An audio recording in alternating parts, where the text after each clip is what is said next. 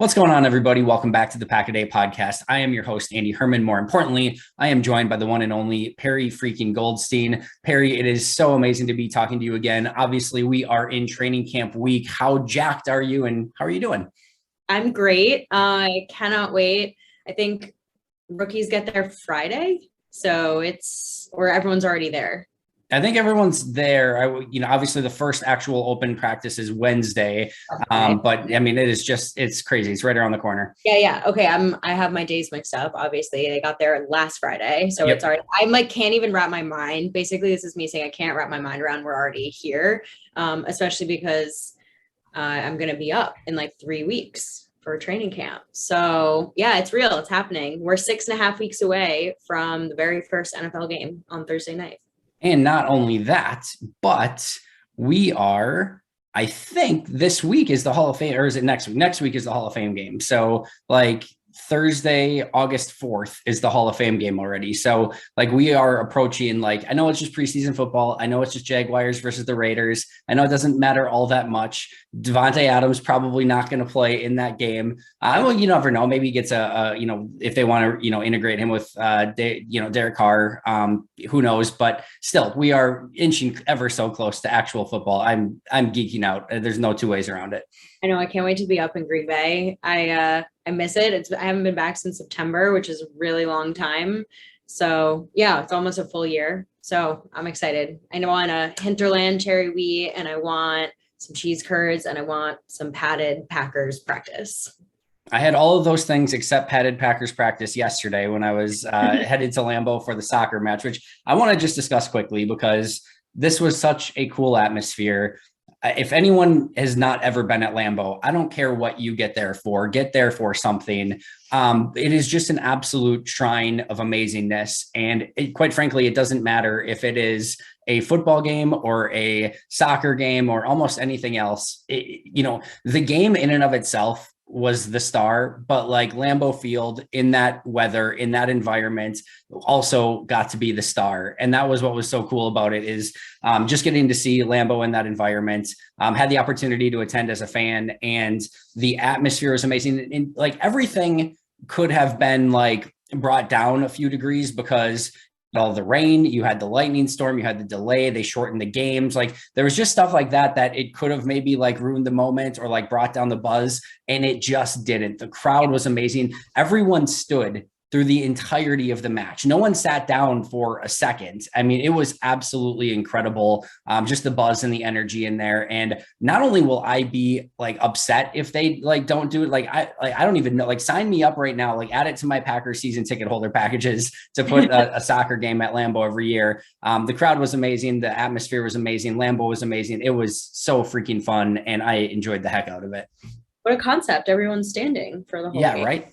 Yeah. And, I posted on Twitter, I said, because there are, of course, the, anti-soccer people who are like, oh, soccer has no right to be played at Lambeau Field, or how blasphemous. Like, first of all, it had 78,000 people there last night, all standing throughout the entirety of the match for two teams that, for the most part, the majority of fans in the stands like didn't have like a huge rooting interest. So obviously there was like a bunch of Man City fans, there was a bunch of Bayern Munich fans, but like for a lot of like people like me, it was just like I wanted to see good soccer. I didn't even care really who won. It was just a really cool, like I said, really cool atmosphere to be a part of. But so I tweeted, I said that atmosphere last night was better than some Packer playoff games that I have attended as a fan. And people like immediately shot back, well, it's because it's, July and the weather's nicer and things like that. Listen, if you are not ready to be that fan for a playoff game in December, January at Lambeau Field, you should not be there. Like that is like, you better be ready to stand the entirety of a playoff game. Of course, quiet when the offense is at work, no question about that. But like, you better be ready to go and bring that energy and intensity because we saw, and I know it's a shorter match. I know, especially last night, they shortened it a little bit due to it, some of the weather, but man, you need, if you're a Packer fan going to a playoff game, you better be ready to bring that same energy. It was fun. It was so fun.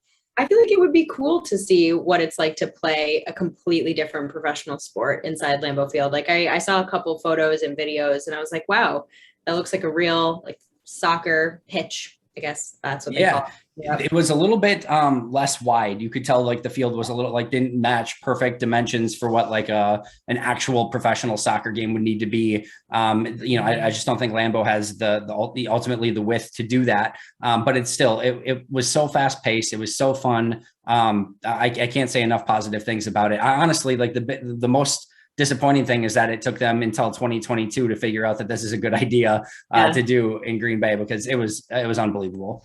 I wonder what if it wasn't lost on the soccer players either, like what it was like to play inside Lambeau Field. I'm sure they like also appreciate the greatness of playing in a stadium like that.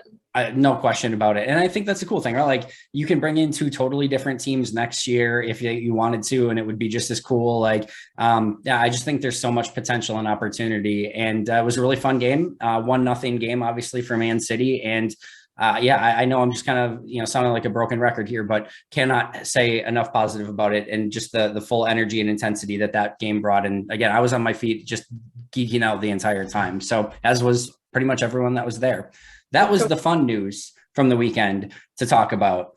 However, we also had some not so fun news, which doesn't necessarily mean a ton yet, but David Bakhtiari placed on the PUP list. This was announced on Saturday, and I had pre-recorded my Sunday video, so I didn't get a chance to talk about it yet. I think it was after you recorded Pax What She Said as well this week. So we haven't had the opportunity to weigh in on this, but what was your initial reaction to hearing that Bakhtiari was going on the PUP list? I mean, it's not good. There's a couple of ways, and I'm sure you and I will talk through all the kind of different ways this could unfold. And there are certainly ways this could unfold where it doesn't really matter. He starts week 1, but I think regardless of how it moves forward, we're not starting out in a great place. And I'm certainly like quite concerned, and like almost not even for obviously for the Packers, but I feel like they will figure it out. I'm actually concerned for this like high caliber player who is losing like valuable years of playtime. Someone who's like not getting younger, who's nearing that 30 mark. Like I'm sure he's more upset than like any fan out there that he's like still not at 100%. So just not feeling great about it.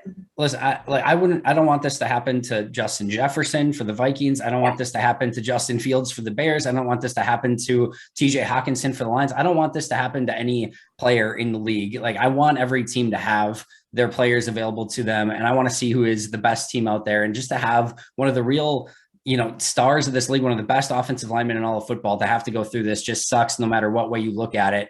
I think it's worth discussing really quick what we do know and what we don't know about him being placed on the PUP, because I think the first thing that we do know that is worth talking about here is that he is still suffering some sort of injury, to the point probably that he had some failed physical, because he has to have an injury that he like suffered from football to be able to be placed on the PUP list. So this is the same injury. This isn't some other injury that he suffered. This is his leg. That's what he was injured with. So they're placing him on the PUP with that injury.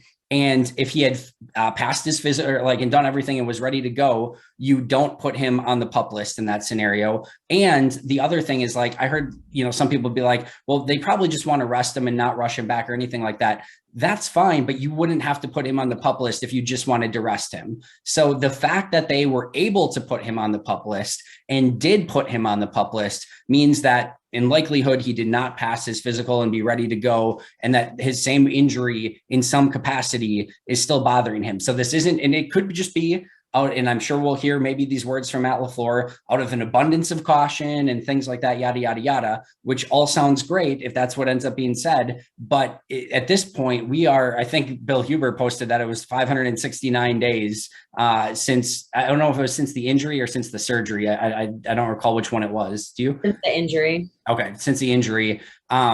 That is so much time. And I think it's just worth noting here that if it wasn't related to that injury, or if, they just wanted to rest him, they wouldn't put him on the PUP for that. So there is something with that injury that is still bothering him. And that is very troublesome and very worrisome. Yeah, that's exactly why I'm saying this is not great. Because if it was like, I don't know, he tweaked an ankle or something, they would say this actually has nothing to do with David's knee. Right. He has something that's separate. So Yeah, I think people kind of forget like PUP isn't just, a kind of IL or IR that you decide to put a player on based on some arbitrary, like everyone reports, goes through a physical, and then gets approved for like on the field football play. Yep. And he is not approved for any. And he also, this is post, right? Working out in the rehab group the entire off season. Like this is not, yeah, this means either there was some kind of setback or something. And I know, I also think it gets lost that like tearing your ACL is a really serious injury that ends lots of football and other professional sport players' careers. Now they are obviously like the most athletically gifted humans in the world. And that's why so many of them are able to come back because they are, and they get the best care possible.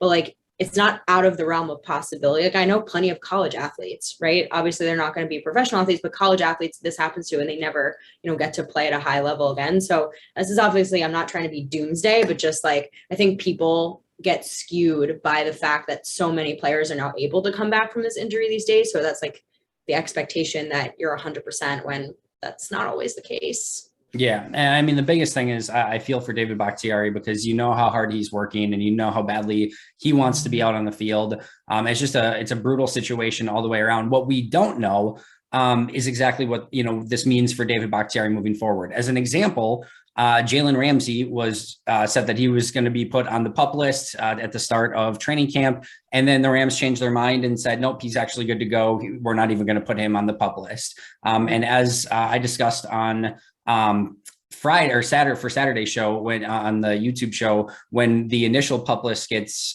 put out, is there's no reason that just because he's on this list now that he has to miss any portion of the season. I know you know this, but it gives Green Bay the opportunity to put him on the in-season PUP list by him starting on it, but he can be brought back at any time. Same with anyone else that's on the PUP list, same with anyone that's on the non-football injury list. So those players can be brought back at this point. It's not until final roster cutdowns when you set your roster and place a player on PUP at that time that they would actually have to miss. And I misspoke. I forgot it was the new rule this year. I misspoke on Saturday saying it was the 6 games still. It is now 4 games that you would have to miss with the PUP list. So there's nothing at this point that we know that he would miss for sure. It could be, again, out of an abundance of caution. He could be back the day after day 1 of training camp. We just don't know at this point, but it's still not a great sign overall. I just don't see any kind of like competitive advantage to the Packers doing this. Like the only reason that he's on the PUP is because he's physically unable to perform. Right. Agreed. Yeah. Yeah. No, I don't. There's no roster magic happening here, right? Where they're like, oh, we can do this. And then like, they're That's not trying to. I was like, maybe there's some angle here where this makes sense for them, but we're just walking to training camp. They can bring in as many players as they want to be there at training camp. Like this is simply that he's just still hurt. Yeah. And the only thing, the only advantage to placing him on the PUP now is, again, it gives them the ability, if he still is not healthy, to put him on the PUP list. So like, if they're just not, even if they think he's going to be back on, day 3 of training camp, right? It's always better to put him there to start. And then, if he all of a sudden just, aggravates something and isn't able to go, then you can at least continue keeping him on the PUP list at that point. But it shows at this point in time, there's something still wrong. And that, no matter how minor it is still worrisome and troublesome for everyone involved, I'm sure. So I guess best case scenario, right, is at some point pre-roster cut downs, David's healthy, he's fine, he gets put on the roster, he starts week 1. This is like what our hope is. I just feel like my hope in that happening dwindles the longer he goes where he's not fully practicing. Yeah. And of course, worst case is it just never gets better, right? Which we're not even speaking into existence. Yeah. I've said all along, like from a Packers standpoint, I feel for the player and I want him to get better as soon as possible. But from a Packers standpoint, like if you told me he was ready to go and look like David Bakhtiari in like week 12, 15, 7, like 16, like I don't even like, that's fine. Like they're going to be a playoff team. And if he's ready to go for the playoffs from a Packers standpoint, I don't have much concern over that overall.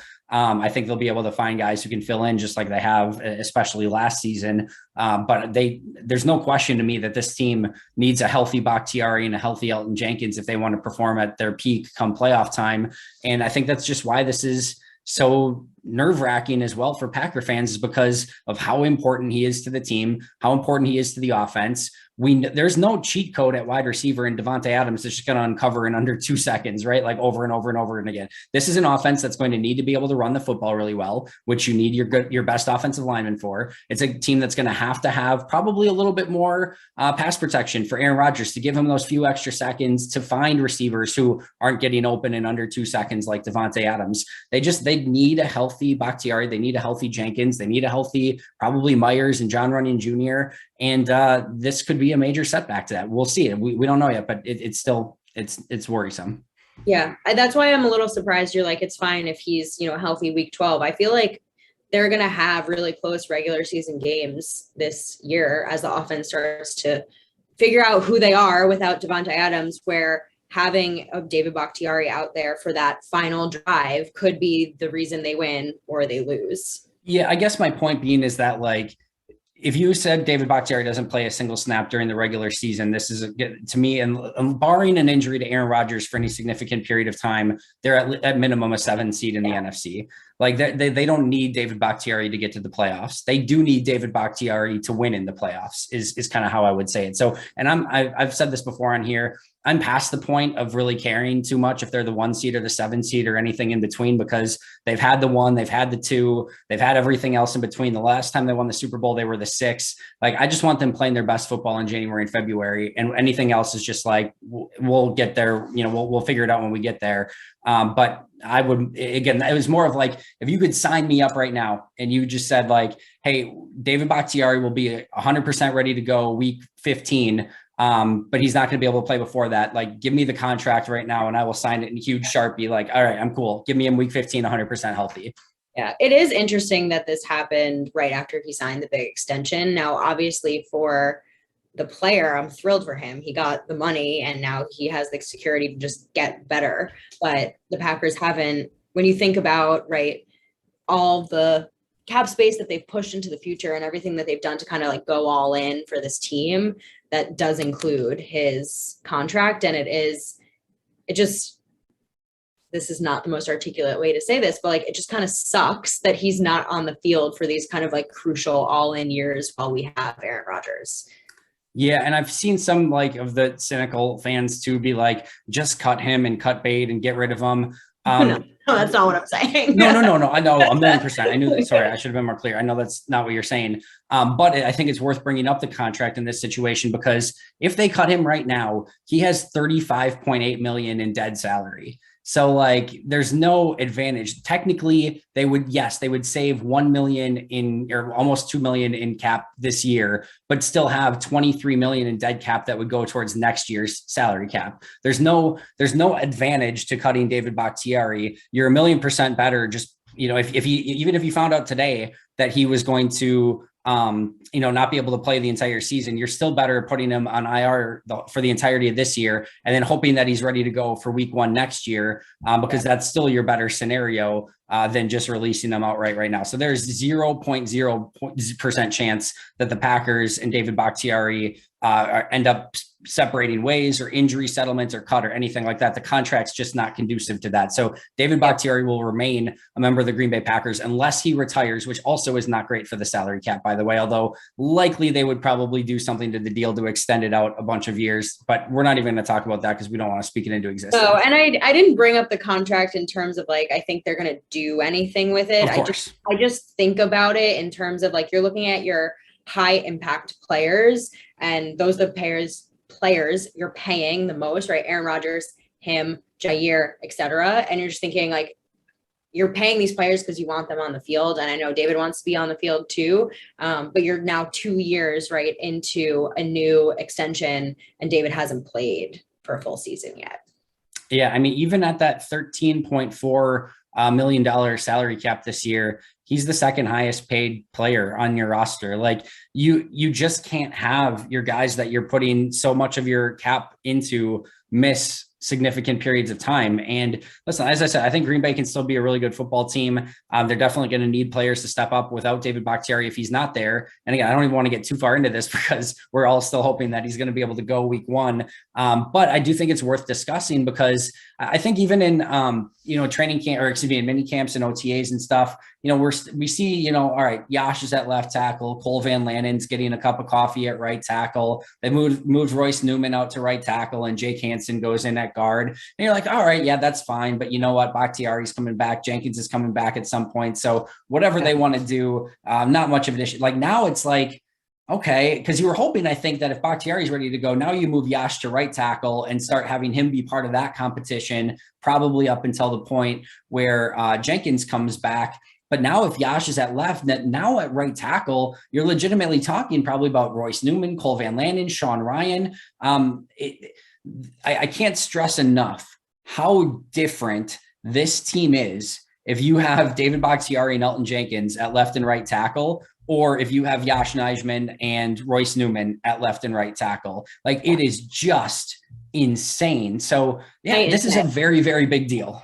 Yeah. I was thinking as you were saying that, like, when you look at the starting 5, like, you, at least in the last couple of seasons, and you're thinking about who they're going to put out there, you say, okay, well, it's David Bakhtiari is the first one you think of, and then you've been filling in the rest. And so when your 1A offensive lineman isn't there, I feel like you're already starting out at this point of like shuffling, and the Packers are very, very, very good at that. And they're going to continue to put out a great starting 5. But now, like you said, we also have Elton Jenkins, who's not out there. So your right tackle is a question mark, and just all these dominoes start falling of, okay, well, who's going to be out there protecting Aaron Rodgers? And it starts with the left tackle. And when it's a question mark, it's just, I don't know, hard to plan. It's funny that you say it that way, because how I always look at O-line, and I know you're a big Mets fan, baseball fan, and you're watching some Mets as we're recording here. I always look at the starting 5 as an offensive lineman as your starting 5 pitchers for your, starting team, your rotation, right?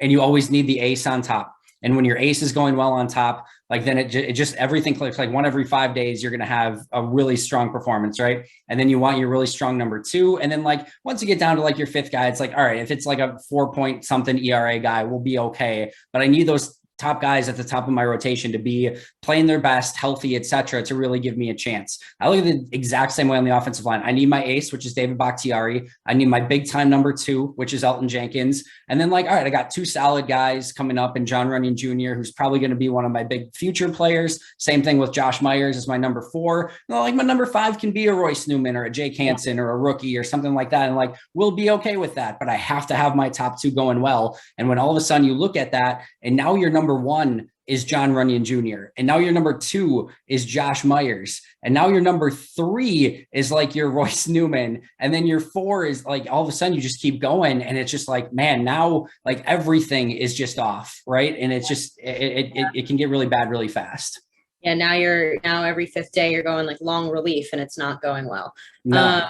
Yeah, you're talking to a girl who had 2 aces out for like a significant portion of the season, and we still have to grow them out. So that analogy really sank in for me there. Yeah, I like the way you thought about that. Yeah, so I don't know. I've always just looked at it that way. Probably weird, yeah. But I don't know why. No, I think it's actually super accurate, because it's how I think about it too. It's like, all right, who is number 1 that is going to just anchor, if you will, like the entire offensive line. And when you have a David Bakhtiari as your anchor, everything else is going to probably fall into place just fine. And then you get an Elton Jenkins. It's like, okay, the other side, we're set, and we can figure out interior if we need to. But both those guys are out now. I think in camp we'll be interested to see how all the ACL tear players are rehabbing, because unfortunately Packers have like a solid chunk of them, Elton Jenkins included, Tunyon, Kylan Hill. So I don't know. I hope at least like half of them are on their way to starting at some point in the first quarter of the season. Yeah, it'd be really nice. We'll go over those really quick here, because it's not just David Bakhtiari's on the PUP. And I know I talked about this a little bit the other day, but Christian Watson, who, according to Ross Uglum, is not a long-term thing. It sounds like it's just more procedural. He'll be back hopefully sooner rather than later. But then Robert Tonyan, Elton Jenkins, Mason Crosby, Dean Lowry, Kylan Hill, Putatau, the defensive tackle, Randy Ramsey, and then Patrick Taylor all start the season on PUP. And then Rasheed Walker, Caleb Jones, and Caliph Bryce all on the non-football injury list. That is not an insignificant number of players, nor players of importance, right? Like Bakhtiari, Watson, Tonyan, Jenkins, Crosby, Lowry. Those are some pretty big names that this team is going to need this season. Again, the expectation, I think, is that a lot of those players will probably be back sooner rather than later. And, all the ACL guys, we're just going to have to sort of monitor as the offseason or as the, training camp goes along. But man, there's a lot of players that are going to be missing from those first few days of training camp. Yeah, some expected, obviously, that we knew had injuries, and then some that were a big surprise. And I don't know if they listed what the injuries are, if we know whether they're serious or not, right? Like they could be nothing. Like we said, Christian Watson apparently he'll be fine. But Mason Crosby, like, you don't want a backup kicker out there. I don't care what you say about last season. You want Mason Crosby out there over anyone else. And same with Dean Lowry, because, he's been really important for that defensive front. So I guess we will just have to monitor during training camp. One of the things I always hate, and I know it's like the last thing when we go through these names that anyone is literally worried about, but I always hate when like undrafted players have injuries to start off, because they're already so far behind the eight ball as an undrafted player to try to make the team, that to start camp with an injury, it's almost giving you zero odds of making the team. Now, if they're back in a couple of days, no big deal, right? But like if those things linger for a couple of weeks, like that can end up being a big issue. So like guys like Putatau and Caleb Jones and Caliph Bryce, I just hope they can get back and healthy sooner rather than later, because I just want to see those guys have a chance to compete and see if they can make a 53-man roster spot, or at least show off themselves for a practice squad. Because I mean, this is like, imagine you get your one chance, right? Like you played football your entire career and you're not drafted, and a team actually gives you a chance to go out compete for a spot, and then an injury hits you, and this literally might be your only chance in life to get a job with an NFL team. I would just really feel for those guys that have those injuries as undrafted guys. I agree. All right, let's talk about training camp really quick, because I do want to preview this a little bit, and things are kicking off sooner rather than later. So I just want to ask you in general, what's the number 1A thing that you're going to be watching for, for A, from news and notes when camp kicks off, but B, once you get at training camp as well? 1A, I have a couple. I mean, I want to see what Jair looks like back with this. I almost preface this by saying, but besides corners, because I know your eyes are going to go immediately to corner. I'm trying to be consistent with my answers here. And when people ask, I'm like, I'm definitely looking at that. I think more like when the season comes for me, it's about Savage. I'm sure he'll look fine in camp, and he's going to run with the one. So I'm not sure I'm going to learn anything about him. And I mean, you would be lying if your answer wasn't the wide receivers. Like, I'm not even going to try to be like cool and different here. Like, I obviously would love to see what Christian Watson looks like in person, and more importantly, like how Aaron is developing with the guys, and just like who's with the ones for Matt LaFleur's offense, who's running with the twos, which wide receivers go back and forth, because there's a lot of them. And Maggie and I talked about this week, right? Like, there's like 5 that kind of feel like locked already, which is already a lot of wide receivers going into the season. And are they going to keep 6? They're going to keep 7. So it'll be interesting to see just like how the offense is being run with 12 out there. Yeah, my wide receiver was my answer all the way up until I heard that David Bakhtiari was on the PUP list. And now all of those combinations of like, the Cole Van Landen story was like kind of a cute, fun thing in mini camps and OTAs, but like now it's like, is he really going to be the right tackle? Like, because now I need to pay a lot more closer attention to that. And same thing is like, has Yash taken a step at left tackle? How much better does Josh Myers look and Royce Newman look in their second years? Because all of those guys need to be better now. How does Jake Hansen look? We haven't exactly got an extended look at Jake Hansen. And if Royce Newman's at right tackle, Hansen's probably going to be at right guard. Sean Ryan, Zach Tom, do they look like they're ready to potentially compete for spots? Like, all of those are now insanely more intriguing to me, knowing that, again, we know Jenkins is probably going to miss some period of time, and we don't know with David Bakhtiari. So that has all much gone to a higher priority on my list now. Yeah, I am also really excited to see all these rookies. I don't know. I didn't know if I felt this way last season at training camp, but this year I feel like the Packers brought in some like crazy athletes, and everyone like you even too have been kind of tweeting at practices just about like the physicalness of these guys like Quay and Devonta and Christian, everyone that they brought in. So I'm excited to see them in person for the first time too, just get like a full sense of how they are, because you can't tell really through like a Twitter video or an Instagram video. And they're gonna have pads on now too, not just, you know, helmets and shorts. So I'm excited to just like see what they look like out there. Yeah, Quay and Christian, especially Quay, you see him in person, and it takes all of a millisecond to be like, I get why they picked him first. I totally get it. So some players like you can watch on tape over and over and over and like kind of feel like you get it. And then you see him in person and you're like, yeah, that just hits different. Like, and it doesn't mean that he's going to be like unbelievable. It doesn't mean like that they hit on him or whatever, but you see him in person and you immediately are like, yeah, that makes sense. I could see why they fell in love with him very fast. So same thing with Christian Watson. Again, doesn't mean he's going to be amazing or ready to go right away, but his size, speed, strength, like all of it, like he's just oozing with potential. So you can tell those very fast, but they're both fun to see. Let's go lightning round on this. All right, one veteran that you are most looking forward to watching in training camp. I said it already. I can't wait to Jair back from Jair Alexander. Yeah, I think that's fair. Yeah. I'll go through mine after. I'll let you go through yours first. Who's your free agent that you're most looking forward to seeing? Sammy Watkins. Yeah, I think that one's probably pretty easy. Rookie that you're most excited for, if you could only pick one?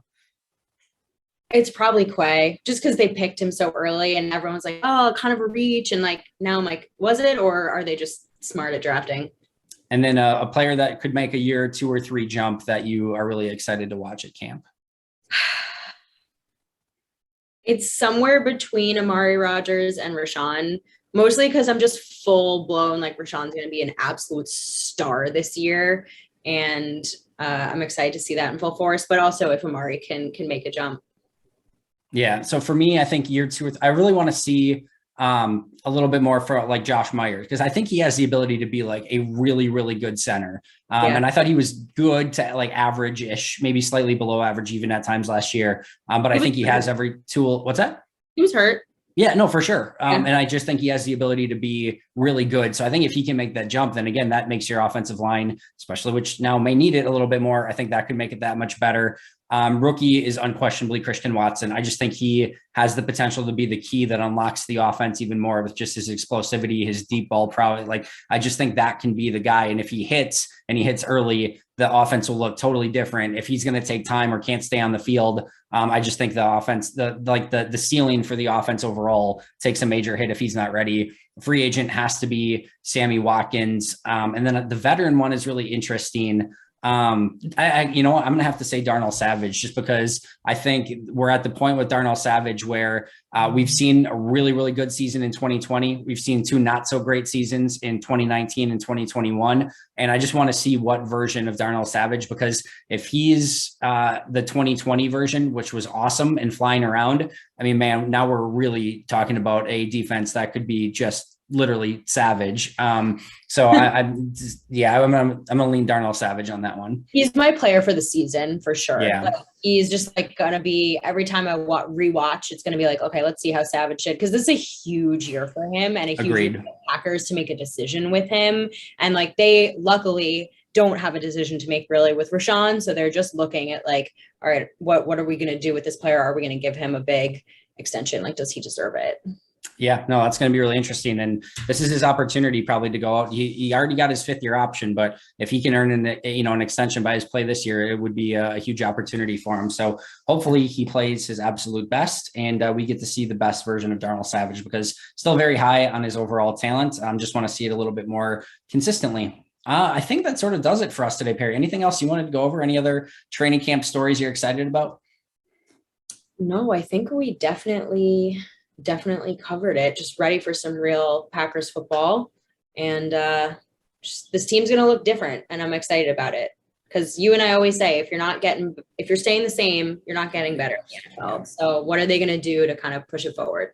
Yeah, to me, it's got to be defense. And I will be intrigued as well because Aaron Rodgers even sort of like hinted already, like, he thinks the defense is going to be well ahead of the offense early in training camp.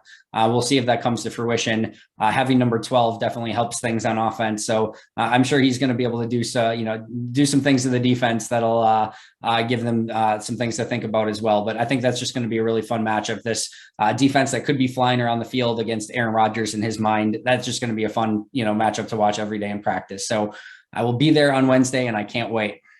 I love it. Iron sharpens iron. Absolutely. 1,000,000%. Perri, you're the best. This was amazing. I can't wait to talk to you again. Enjoy your first training camp updates. We will see you in Green Bay sooner rather than later. Tell the people where we can find you.